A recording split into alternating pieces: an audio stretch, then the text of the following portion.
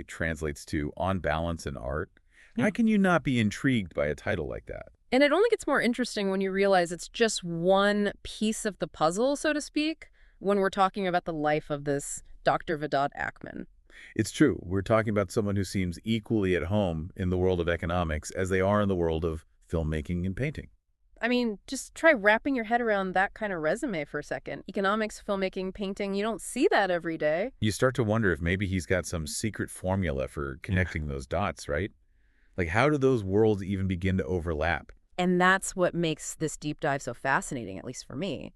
We're dealing with someone who clearly doesn't shy away from a challenge, who's comfortable blurring the lines. Absolutely. Just a quick glance at his achievements, Yeah. and you realize we're talking about someone who's not just dabbling in these fields. We're talking published author, founder of a film festival, someone whose artwork has been showcased in exhibitions.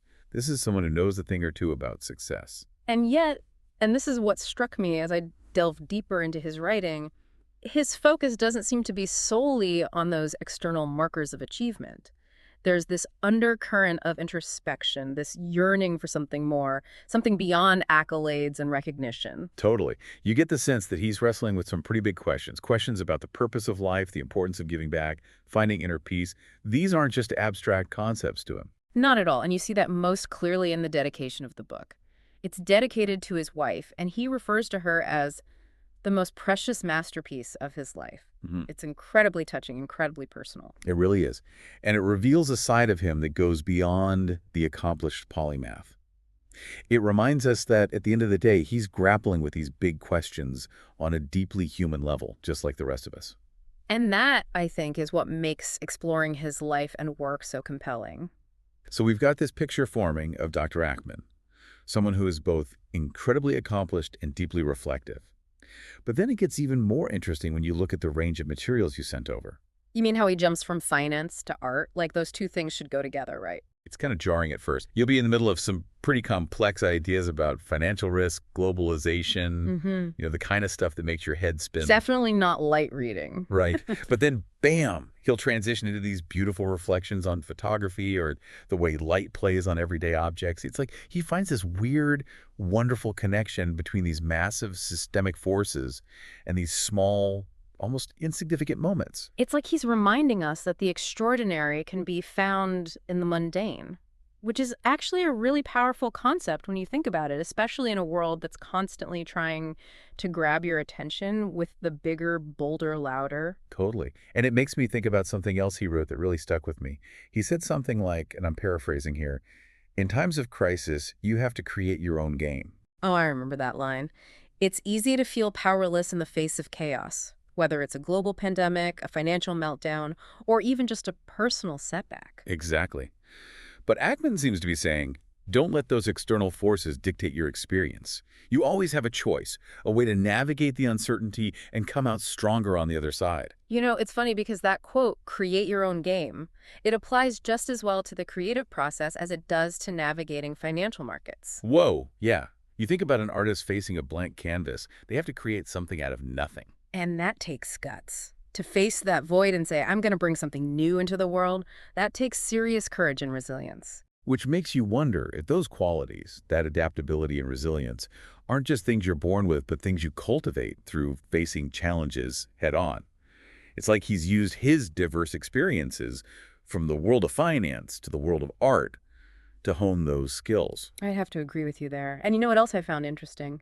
The emphasis he places on observation. Oh, absolutely. Yeah. He talks about it constantly. It's more than just passively seeing, isn't it? It's this active engagement with the world around you, like he's urging us to really pay attention to the details, to find the extraordinary in the ordinary. He makes this really compelling connection between observation, photography, and personal growth. It's like he's saying that by truly seeing the world, by paying attention to the small details, we open ourselves up to new levels of understanding, not just of the world around us, but of ourselves as well. It's that mindfulness piece, isn't it? It's fascinating, though, isn't it? Because on one hand, you have this picture of Dr. Ackman as this incredibly driven, accomplished individual. But then on the other hand, You're talking about the whole simplicity thing. yeah, exactly. Like he's achieved all this amazing stuff. But then he turns around and talks about the importance of stripping things back, finding beauty in the stillness and quiet.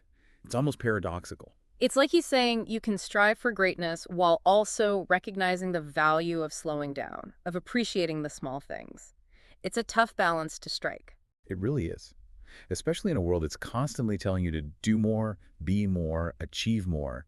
It's like he's managed to find this sweet spot where ambition and contentment can coexist. And maybe that's the key takeaway here. It's not about choosing one or the other, but finding a way to embrace both the hustle and the quiet moments of reflection. It's about finding that balance, that denge, as the title of his book suggests, which, now that I think about it, ties into everything we've been discussing about Dr. Ackman. The interconnectedness of it all. Exactly.